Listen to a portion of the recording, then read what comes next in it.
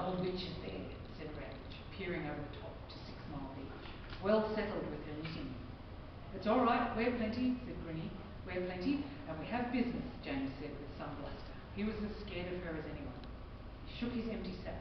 We have been sent by our mans. We're to provide for our families. Yes, we've come all this way, said Oswald Caudron. We have. And down the cliff we went. It was a poisonous day. Every now and again, the wind would take a rest from pressing us to the wall and try to pull us off it instead. We would grab together and sit then, making a bigger person's weight that it could not remove. The sea was grey with white dabs of temper all over it. The sky hung full of ragged strips of cloud. We spilled out onto the sand. You can fetch sea hearts 2 ways. You can go up to the tide rack. You will find more there, but they will be harder, drier for lying there, and many of them dead. You can still eat them, but they will take more cooking, and unless your man boils them through the night, more chewing, they are altogether more difficult. Those of us whose mans had sighed or dads had smacked their heads for bringing that sort went down toward the water. Grinny ran ahead and picked up the first heart, but nobody raced him. Hearts lay all along the sea-shine sand there, plenty for all our families. They do not keep once collected. They can lie drying in the tide rack for days and still be tolerable eating, but put them in a house and they'll do any number of awful things. Collapse in a smell, sprout white fur, explode themselves across your pantry shelf. So there is no point grabbing up more than your man can use. Along we went, in a bunch, because of the witch. She sat some way along the distance we needed to go, and exactly halfway between tide line and water, as if she meant to catch the lot of us. She had a grand pile of weed that she was knitting up beside her, and another pile of blankets she had already made, and the end of her bone knitting hook jittered and danced at her shoulder as she made more, and the rest of her looked as immovable as rocks, except her swivelling head, which watched us, watched the sea, swung to face us again. Oh, breathed James. Maybe we can come back later. Come now, look at this catch, I said. We will gather them all up and run home, and it will be done. Think how pleased your man will be. Look at this. I lifted one. It was a doubler. One sea heart clammed upon another like hedgehogs in the spring. She spelled Duster Kimes potty, he whimpered. Kimes are all potty, I said. How like my dad I sounded, so sensible, knowing everything. Duster is just more frightenable than the rest. Come look. And I thrust a good big heart into his hand, sharp with barnacles to wake him up.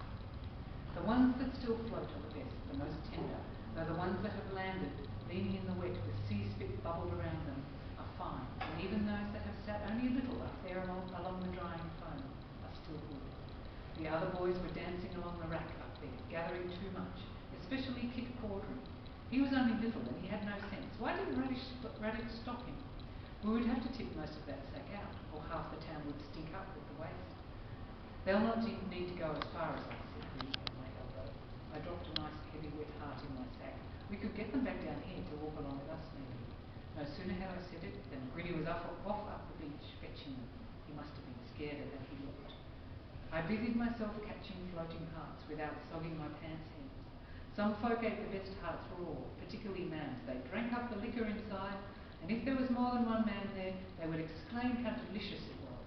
And if not, they would go quiet and stare away from everyone. If it was only dads there, they would say to each other, I cannot see the attraction myself, and smack their lips and toss the heart skin in the pot for boiling with the rest. If you boiled the heart up whole, that clear liquor went to an orange curd. We were all brought up on that, spooned and spooned into us, and some lads never lost the taste. I quite liked it myself, but only when I was ailing. It was bad food, and a growing lad needs bread and meat mostly. Anyway, the rat hunters came down and made a big crowd with us. Harper picked up a wet heart and weighed and turned it, and emptied his sack of dry ones to start again. Kit Caudron watched him, in great doubt now. Why don't you take a few of these, Kit, I said, instead of those jawbreakers? Your man will think you a champion. He stared at the heart glistening by his foot, then came alive and upended his sack. Oh, he had some rubbish in there. They bounced down the shore dry as pom-poms. His brother Oswald was dancing in and out of the water edge, not caring what he gathered. I picked up a few good hearts, if small. See how the shells are closed on it, and the thready weed still has some juice in it? See? Those are the signs, if you want to make mans happy. Do they want small or big? Kit said, taking one. Depends on her taste. Does she want small and quicker to cook, or fat and full of juice? My man likes both, so I take a variety. And now we were quite close to the witch, in the back of the bunch, which was closer, quieter, and not half so lively as before, oh no. And she was fixed on us, the face of our night horrors, white and creased and greedy. Move along past, I muttered. Plenty on further. Oh, plenty, said Miss Gaylor, making me jump and stiffen. But no one wants to pass by old Miss Gaylor and be knitted up, eh? No one wants to become piglets in a blanket. Her eyes bulged in their cavities like glistening rock pool creatures. I'd have wet myself if I'd had anything in me to wet with. We're only collecting sweethearts, Miss Gaylor said Grinny politely, and I was grateful to him for dragging the sights off me. Only, she said as her voice would tear tin plate, only collecting. That's right, for our mam's dinners. She snorted, and matter flew out one of her nostrils and into the blanket. She knitted on savagely. The bones rustling in the wind sent my voice sacs up inside me like startled mice to their hole. That's right, keep them sweet, those pretty mams. There was a pause, she sounded so nasty. But Grinny took his life in his hands and went on. That's what we aim to do, ma'am. Don't man me, Sprocket. We all jumped. Move along, all of you, and stop your gawking, spat the witch. What's to see? You think I'm ugly? Well, so are your dads, and some of you yourselves. Look at you, boy of Baker, with your face like a bald fist. So I'm out alone. What of it? You think all women are maundering mermaids like your man's, going about in a clump? Staring there like folk at a hanging. Get out of my sight before I blanket you and tangle you up to drown. Well, we didn't need her to say it twice. You can never tell which way she'll go, murmured Grinny as we scuttled on. You did grand, Grin, said Raditch. I don't know how you found a voice. And Kit, I saw, was making sure to keep Big Batten Baker between himself and the old crow. Sometimes she's all sly and coaxy, and sometimes she loses her temper like now. Sometimes all she does is sit and cry and not say a word or be frightening at all, said Raditch. Granted, that's when she's had a pot or two.